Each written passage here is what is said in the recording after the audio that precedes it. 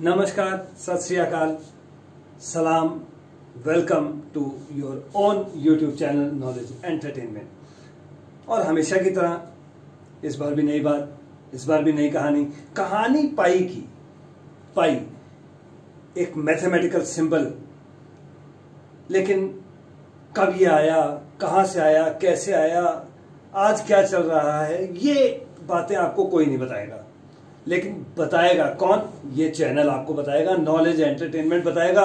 पाई कब आया, कहां से आया, कैसे आया और उसके पीछे कौन कौन सी कहानियां हैं, सभी बातें बताएंगे इसी चैनल पर। लेकिन उससे पहले आप चैनल को कीजिए सब्सक्राइब, क्योंकि सिर्फ पाई नहीं है, और भी बहुत सी बातें हैं जो आपको धीरे धीरे सब कुछ बताना है। जुड़े रहेंगे इस चैनल से तो सब कुछ जानते रहेंगे, ये भी जानेंगे आज। चैनल को कीजिए सब्सक्राइब और वीडियो को लाइक तभी कीजिएगा जब आपको पसंद आ जाए।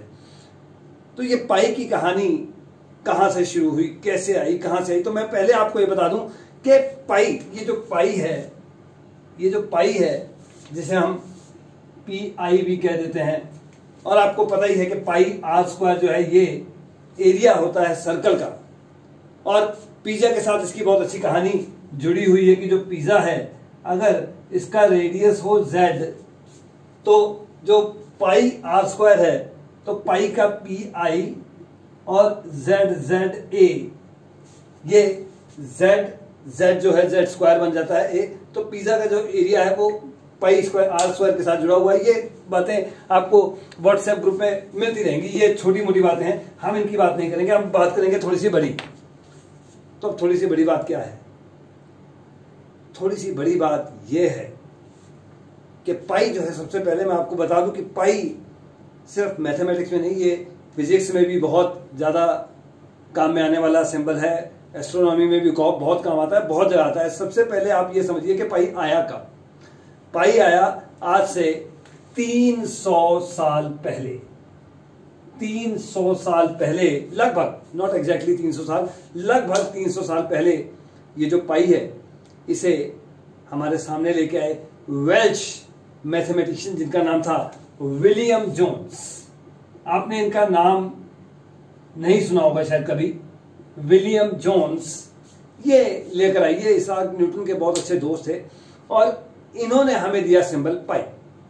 और ये दिया कब हमें? ये दिया सन 1706 में।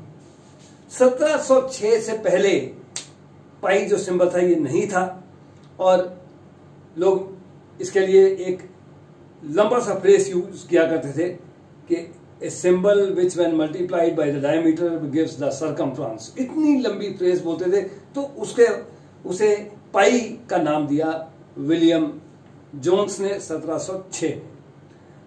एक बात तो बिल्कुल क्लियर है कि जो, क्योंकि पाई जो है इसकी एग्जैक्ट वैल्यू ये इरेशनल नंबर है, और जो इसकी डेसिमल रिप्रेजेंटेशन है उसमें जो नंबर है, जो डिजिट्स हैं वो रिपीट नहीं होते, कहीं पर भी रिपीट नहीं होते। आप जितनी दूर तक मर्जी चले जाइए, इनफाइनाइटली मैनी तक चले जाइए, डिजिट्स कहीं पर भी रिपीट नहीं होंगे।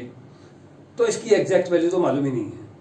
और अगर हमें पाई की एग्जैक्ट वैल्यू मालूम नहीं है, तो एक बात बिल्कुल क्लियर है कि जो पाई आर स्क्वायर हम कहते हैं, pi r square area of the circle, या हम कहते हैं 2 pi r circumference of the circle, इसका मतलब हमें इन दोनों की भी एग्जैक्ट वैल्यू कभी मालूम नहीं है। ना तो हम किसी सर्कल का एग्जैक्ट सर्कमफ्रेंस निकाल सकते हैं, और ना ही एग्जैक्ट एरिया। रीजन आपको पता लग ही चुका है कि पाई की हमारे पास एग्जैक्ट वैल्यू ही नहीं है। और जब एग्जैक्ट वैल्यू नहीं तो क्या करेंगे? पुराने समय में जो बेबीलोनियंस थे वो पाई की जो वैल्यू यूज करते थे वो करते थे 3 सही 1/8, और जो चाइनीज थे वो तो सिर्फ पाई की वैल्यू 3 यूज किया करते थे। ये बहुत रफ सी अप्रोक्सीमेशंस थी पुराने जमाने में बेबीलोनियंस की। तो 1665 में सर इसाक न्यूटन ने जो पाई है इसकी वैल्यू हमें दी up to 16 places of decimal. Up to 16 places of decimal हमें पाई की वैल्यू दी सर इसाक न्यूटन ने इन द ईयर 1665। और उस समय तो कोई कंप्यूटर थे नहीं, तो ये जो 16 डिजिट थे ये मैनुअली कंप्यूट किए हुए थे, और ये बहुत बड़ी अचीवमेंट थी उस समय की।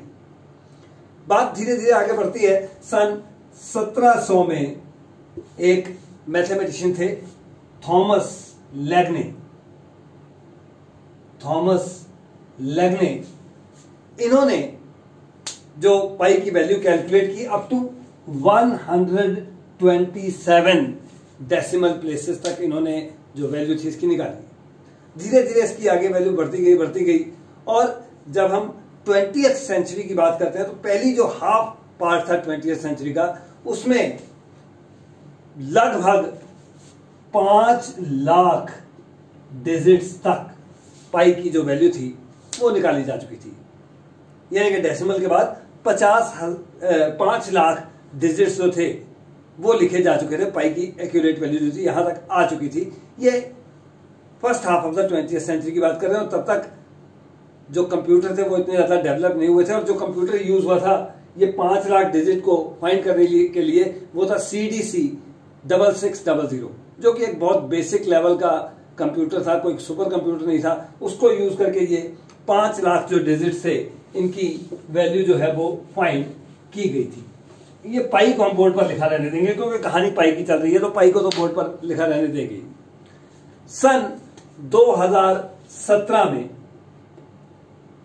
2017 में जो लेटेस्ट रिकॉर्ड हमारे पास है उसके अकॉर्डिंगली डेसिमल के बाद यूं तो हम पाई को 3.14 कह देते हैं, 14159 आप कहिए। यहां पर तो अभी आपने 5 डिजिट लिखे, सिर्फ 5, और 2017 में 22 ट्रिलियन डिजिट्स तक जो इसकी वैल्यू है पाई की डेसिमल रिप्रेजेंटेशन की वो फाइंड की जा चुकी है, जो कि अभी रिकॉर्ड में है। और इसे फाइंड करने में 100 दिन, पूरे 100 दिन लगे। तो ये 100 दिनों की मेहनत की खोज थी कि 22 ट्रिलियन कितना होता है ये मैं आपको अभी लिखकर दिखा देता हूं। 22 ट्रिलियन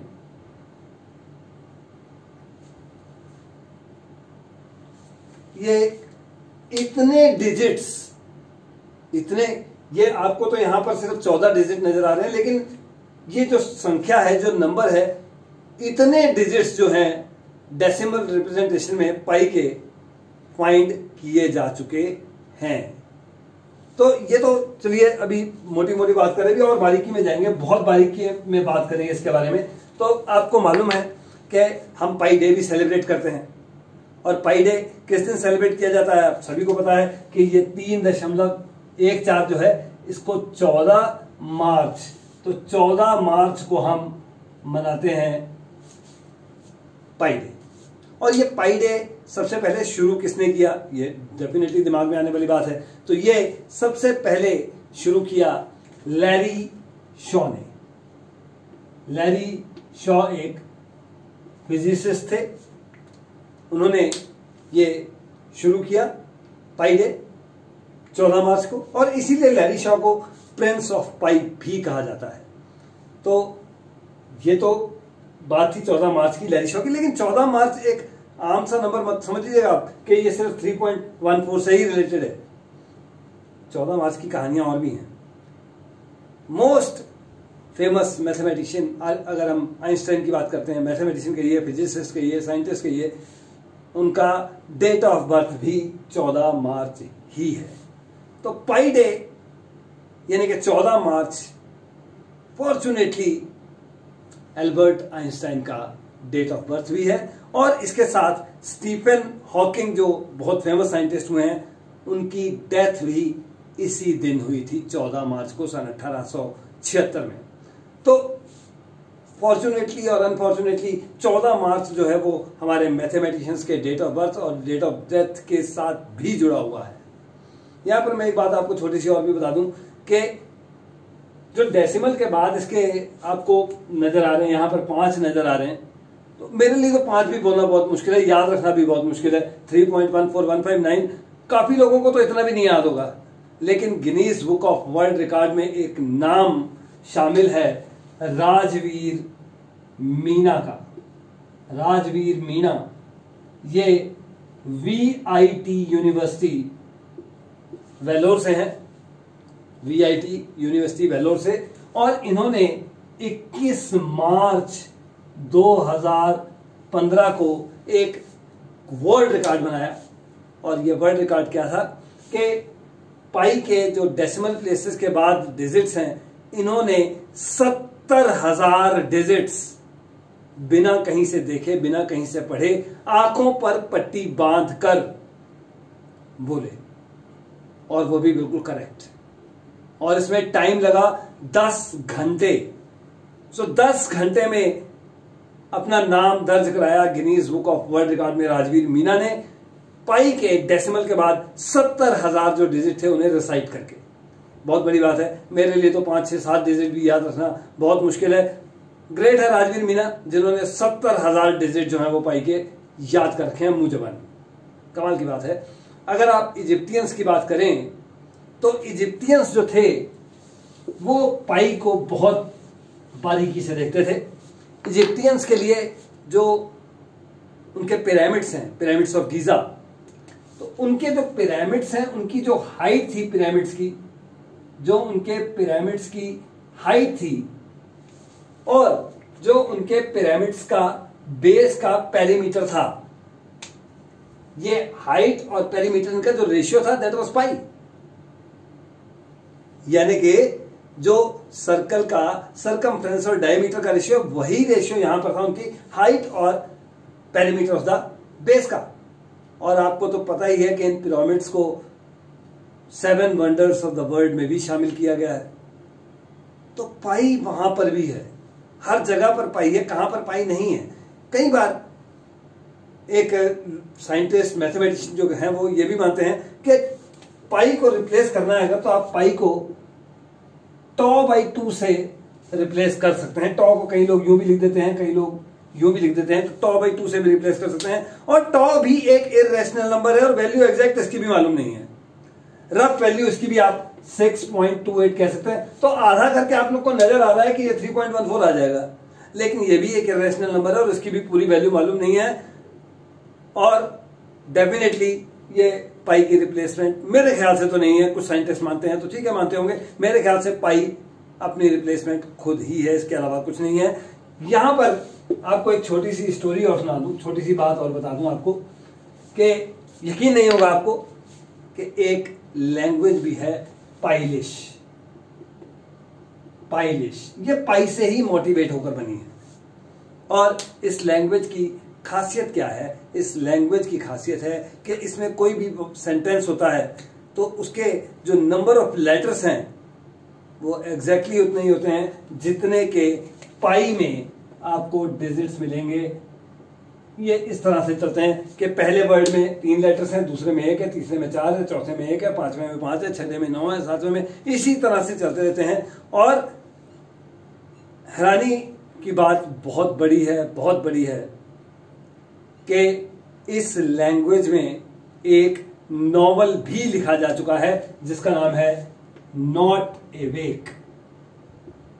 नॉट एवेक एक पूरा का पूरा नॉवल है और पूरा का पूरा नॉवल जो है वो पाई के जो डिजिट्स हैं उतने ही जो लेटर्स हैं वो उनके वर्ड्स में है कंटिन्यूअसली। पूरा का पूरा नॉवल है नॉट अवेक। यहां पर भी आप देख लीजिए 314, इसके नाम में भी 3.14 है, पाई है, नॉट अवेक। और ये जो नॉवल है ये लिखा है माइक कीथ ने। और ये पूरी की पूरी लैंग्वेज है पाइलिश लैंग्वेज। और ऐसा नहीं है कि पाइलिश लैंग्वेज में आप सिर्फ ऐसे लिख सकते हैं, नॉवल लिख सकते हैं। इसमें एक पोएम भी लिखी गई, एक नहीं बहुत सी पोएम लिखी गई हैं, जिनमें से एक पोएम जो है वो मैं आपको यहां पर लिख के दिखा रहा हूं। वाउ ए स्टार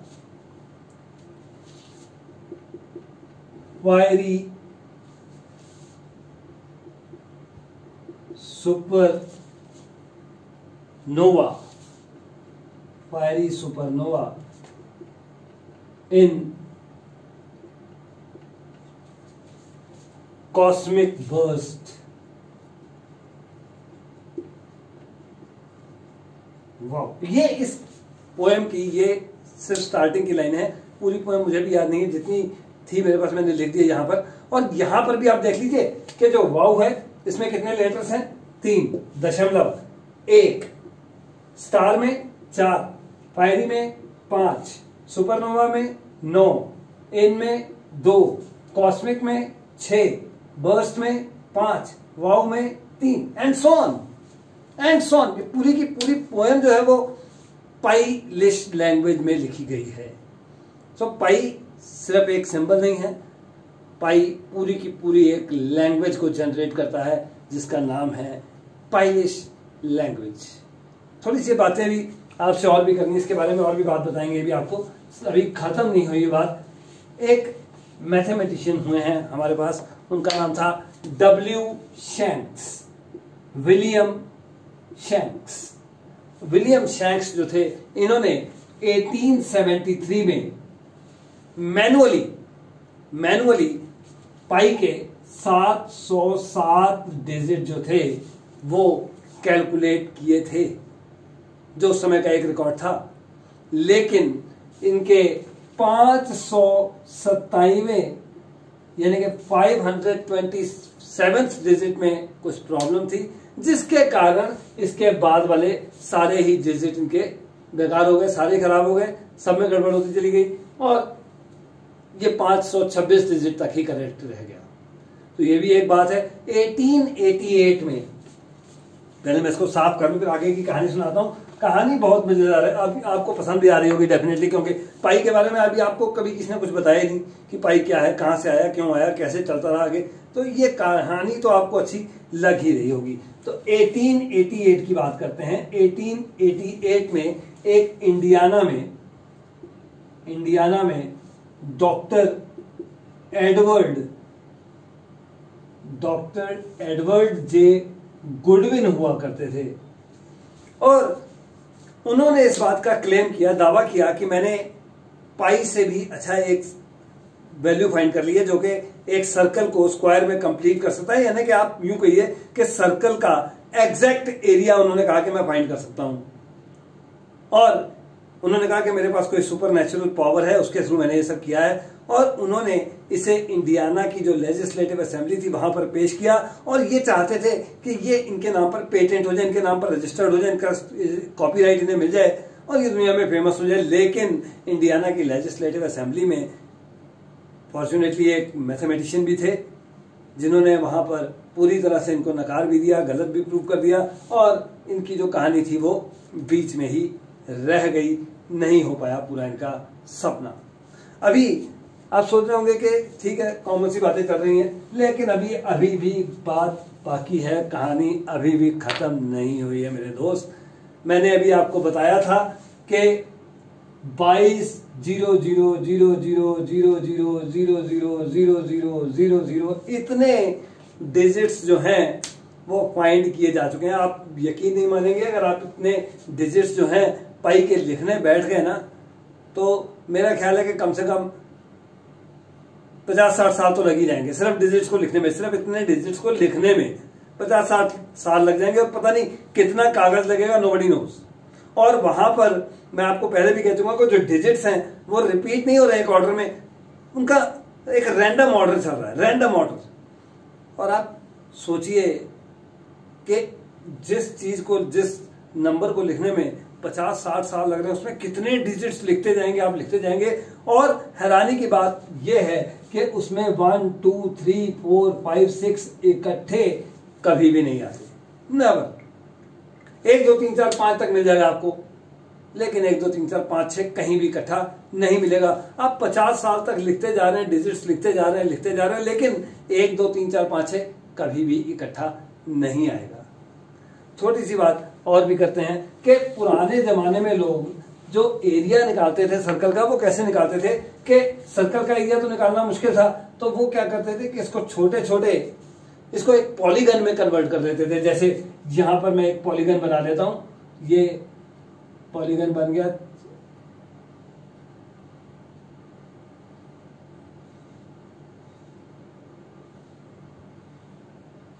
ये मैंने 13 साइड्स का पॉलीगन बना दिया और सेंटर से इसको ज्वाइन कीजिए तो आपको ये छोटे छोटे ट्राइंगल मिलना शुरू हो जाएंगे। इनके आप एरिया सबके निकालने शुरू कर दीजिए और सबके एरियाज ऐड कर दीजिए, तो लगभग जो एरिया है वो सर्कल का आ जाएगा। थोड़ा बहुत हिस्सा जो है वो बीच से मिसिंग होगा, लेकिन जैसे जैसे आप इस पॉलीगन की साइड्स बढ़ाते जाएंगे, मैंने 13 बनाई है, आप 25 कर दीजिए, एरिया और क्लोज हो जाएगा सर्कल के।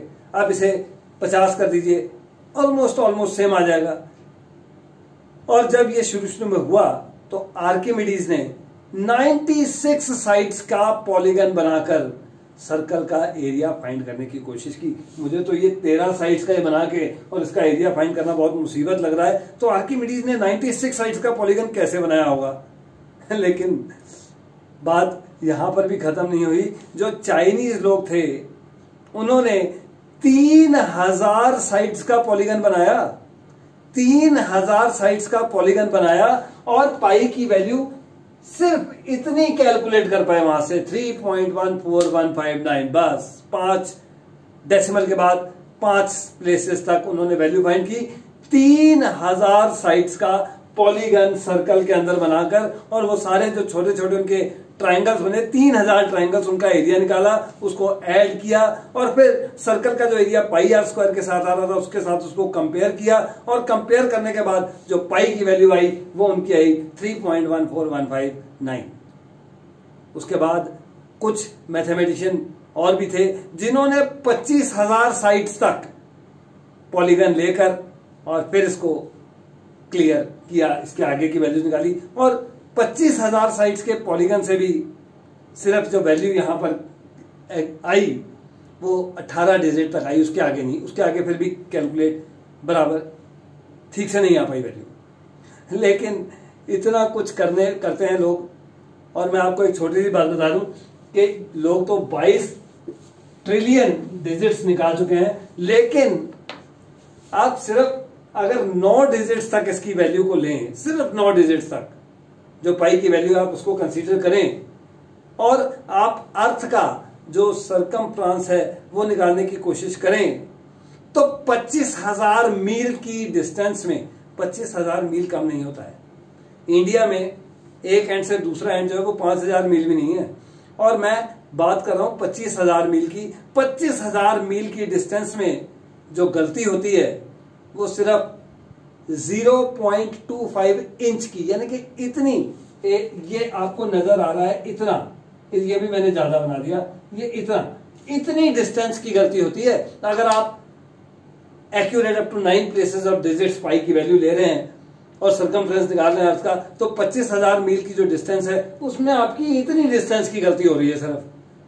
तो जब आप 22 ट्रिलियन डिजिट्स तक जो वैल्यू निकाली है तो वो अगर यूज करेंगे, ठीक है, कैलकुलेशन में टाइम लगेगा, लेकिन एग्जैक्ट वैल्यू तो आ जाएगी। जो आपका 1/4 इंच मिसिंग हो रहा है वो भी आ जाएगा वापस आपका। और इसमें बातें बताने को और भी बहुत सारी हैं, लेकिन वीडियो बहुत लंबी हो गई है, इसको मैं यहीं पर खत्म कर रहा हूं। अगली वीडियो में कोई और बात लेकर, कुछ और लेकर मिलेंगे। वीडियो आपको अगर अच्छी लगी हो तो लाइक जरूर कीजिएगा, अपने ज्यादा से ज्यादा दोस्तों के साथ शेयर कीजिएगा, चैनल को सब्सक्राइब कीजिएगा और अगली वीडियो का इंतजार कीजिएगा। Thank you.